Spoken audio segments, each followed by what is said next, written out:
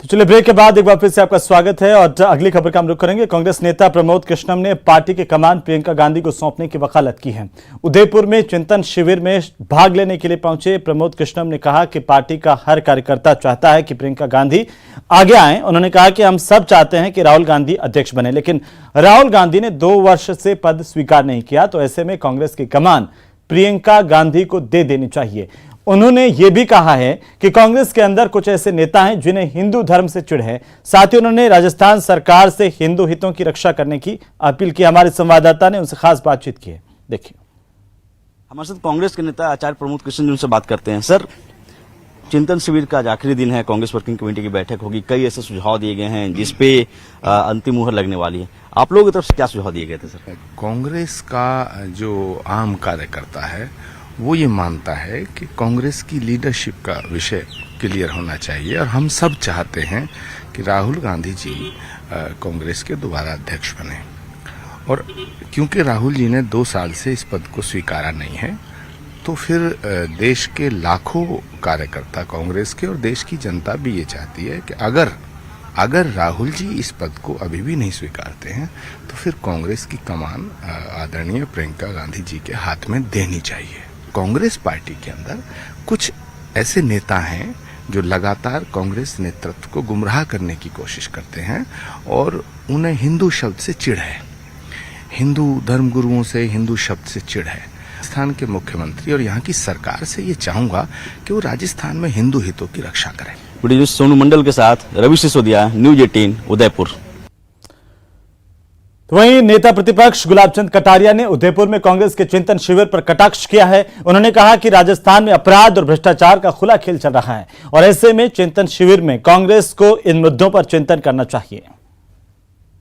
4 collector trap होते हो, जहां एसपी ट्रैप होता हो, जहां आईजी ट्रैप होता हो और उसका मुखिया को भनक भी नहीं लगती है कि उसके प्रशासन करने वाले इतने दमदार लोगों को लगा रखा है जिसके बारे में न उसको जानकारी न उसके ऑफिस को जानकारी है, और अगर एसीबी उनको पकड़ लेती है तो ये सरकार चल रही है या मजाक हो रही है।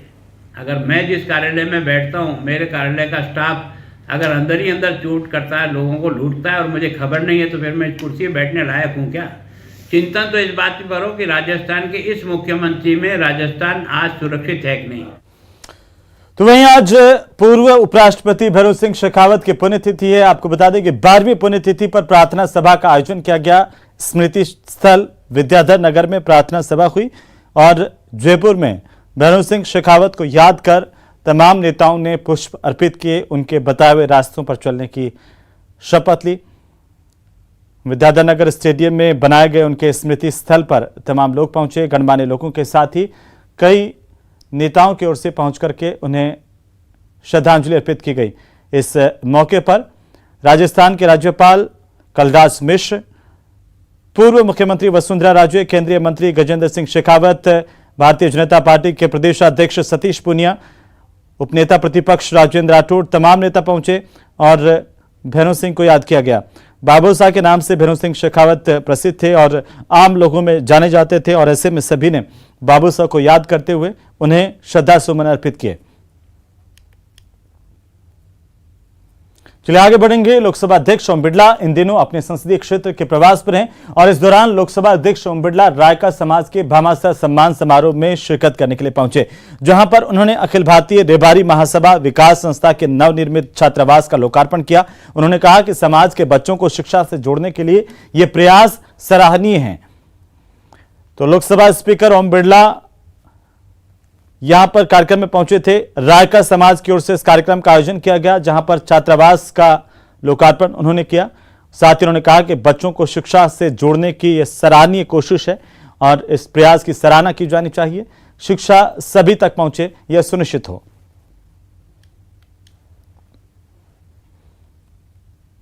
तो चलिए आगे बढ़ेंगे। हादसों के रविवार की बात करेंगे और ये इसलिए क्योंकि प्रदेश में रफ्तार का कहर जगह जगह देखने को मिला। पहली तस्वीर आपकी टीवी स्क्रीन पर राजसमंद से है, जहां पर ट्रेलर और बस में आपस में भिड़ंत हुई, जहां 4 लोगों की मौत आज हुई है।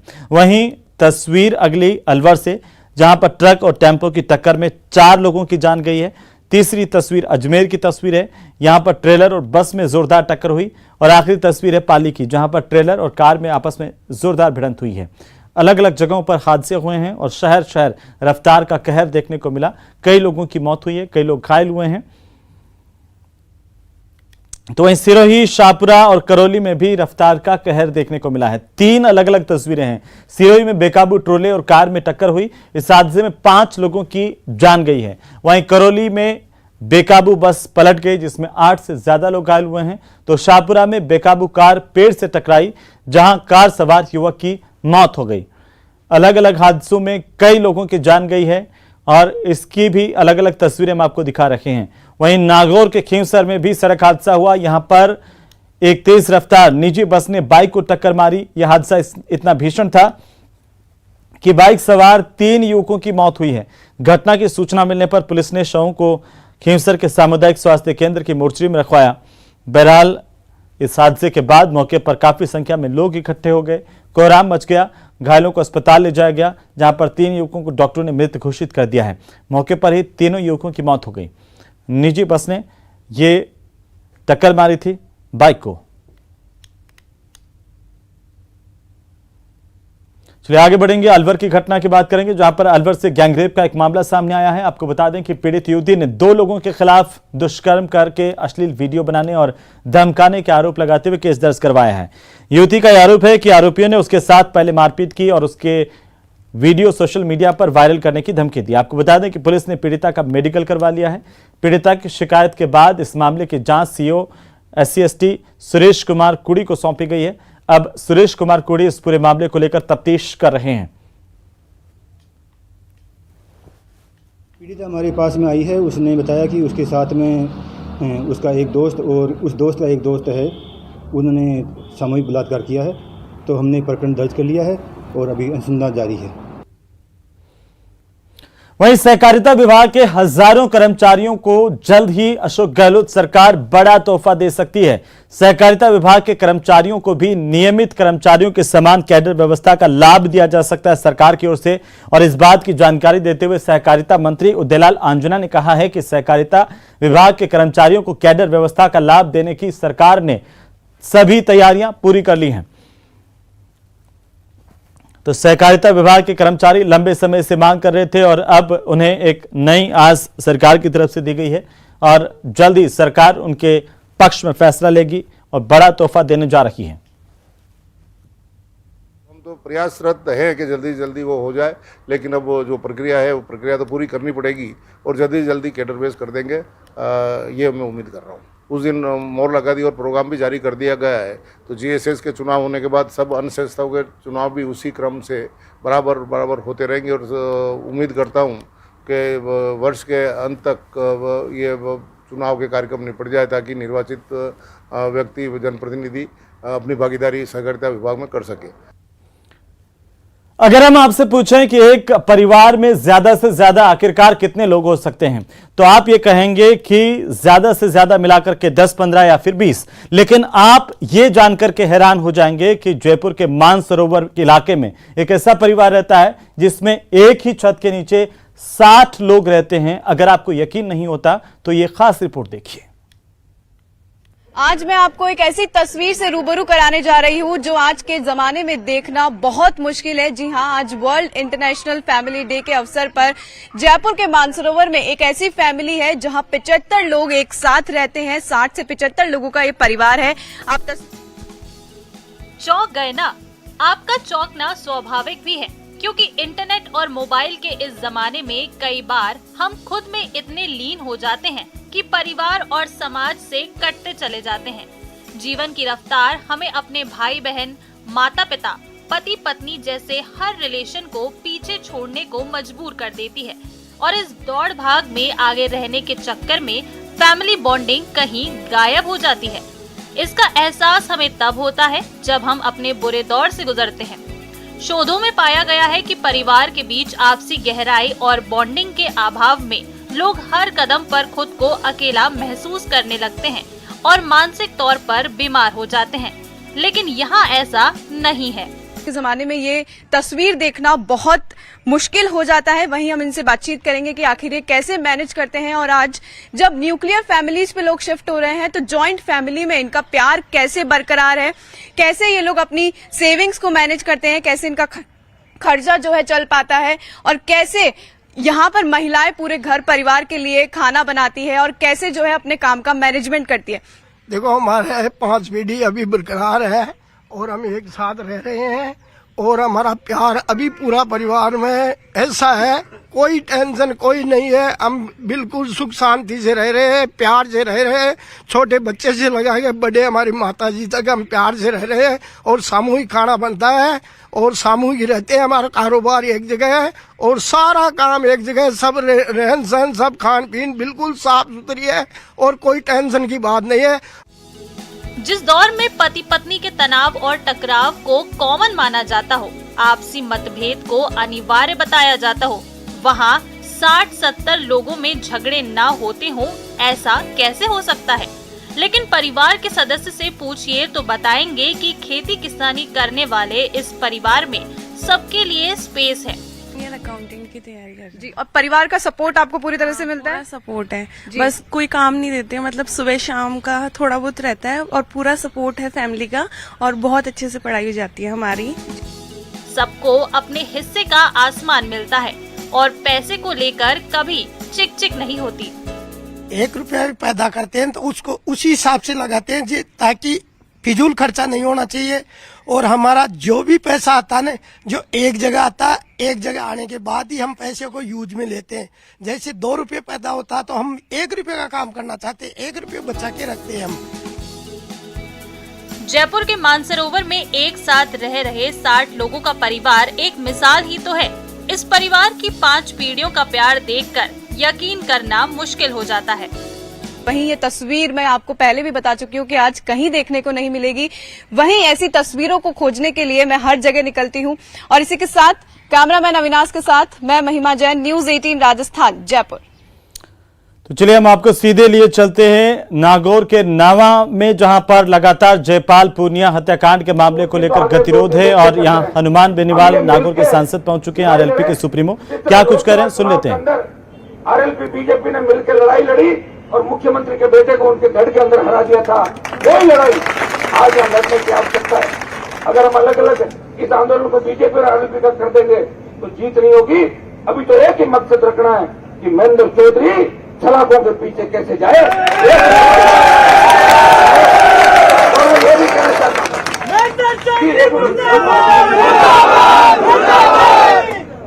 मैं ये भी आवाज करना चाहता हूँ कि आंदोलन का नेतृत्व तो कोई करे। ये भारतीय जनता पार्टी के जयपाल पूनिया नेता थे, मुझे बताया कि किसान मोर्चा के जिला अध्यक्ष थे और हमारा भाई था। सबसे बड़ी भाजपा आरएलपी, ये तो सब अपने बात का पहले अपना भाई था, मजबूत था और व्यवस्था के खिलाफ बोलता था। छोटे छोटे बच्चे उनकी पत्नी बच्चे भी एक बार मेरे से मिले थे, बहुत तकलीफ के अंदर जो जेल में था।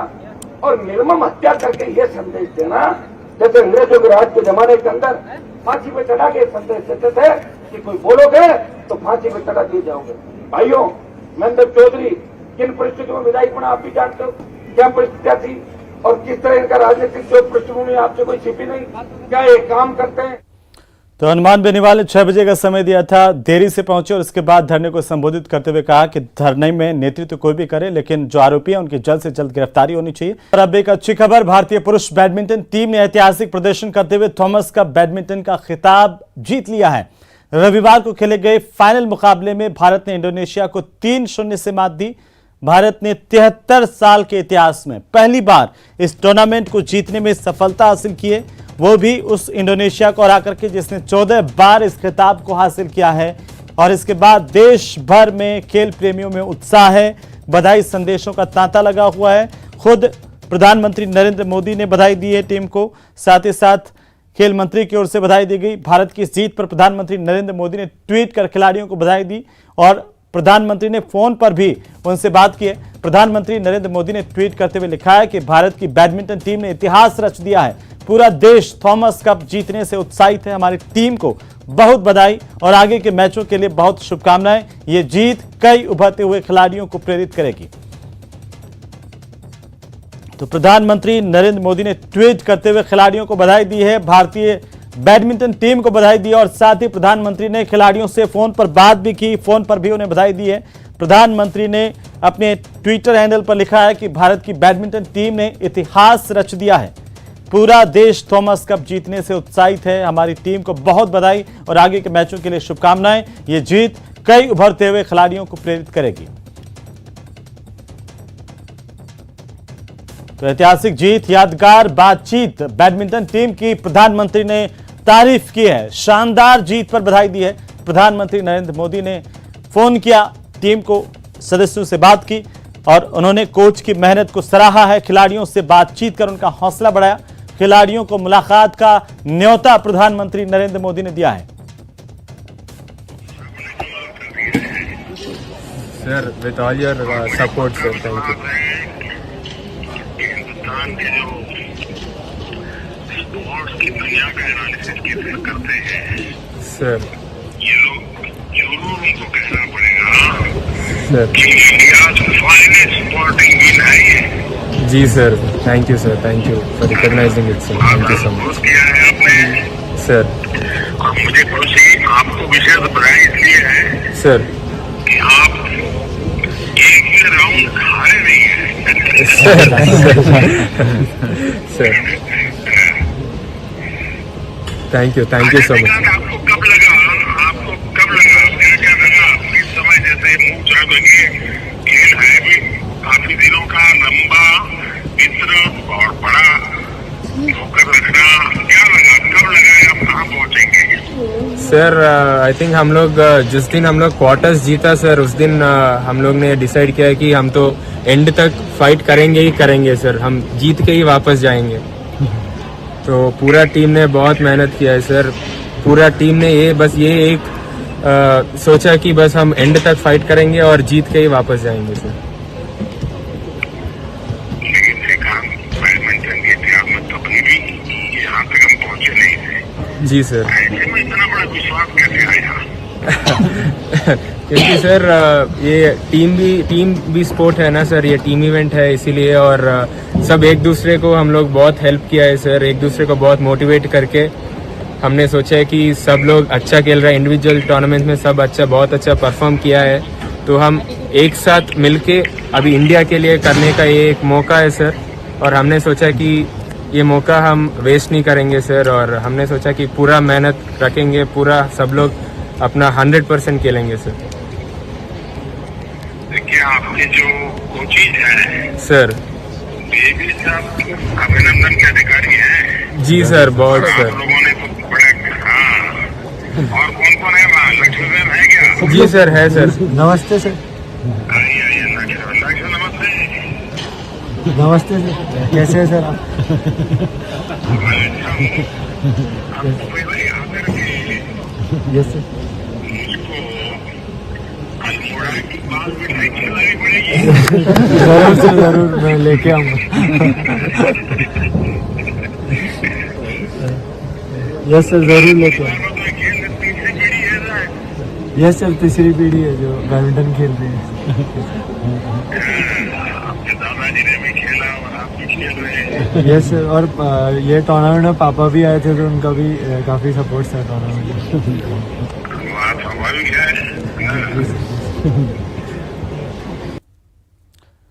प्रधानमंत्री ने खिलाड़ियों को फोन करके उनका हौसला बढ़ाया। वहीं जीत पर केंद्रीय खेल मंत्री अनुराग ठाकुर ने भी टीम को बधाई दी है। भारतीय बैडमिंटन संघ ने खिलाड़ियों के लिए 1 करोड़ रुपए और सहयोगी स्टाफ के लिए 20 लाख रुपए की पुरस्कार राशि की घोषणा की गई है।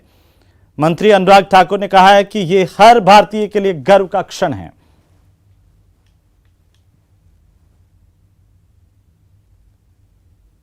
बैडमिंटन टीम ने आज इतिहास रचा है। 73 सालों में पहली बार थॉमस कप जीतकर एक ऐसा कीर्तिमान स्थापित किया है। मैं अपनी ओर से और सभी देशवासियों की ओर से सभी खिलाड़ियों को बहुत बहुत बधाई और शुभकामनाएं देता हूं। इसमें 14 बार की चैंपियन इंडोनेशिया को तो 5 बार की चैंपियन मलेशिया और डेनमार्क को भी हराया है। ये छोटी नहीं, बहुत बड़ी उपलब्धि है। तो चलिए इसी के साथ ही बुलेटिन फिलहाल नहीं, नमस्कार।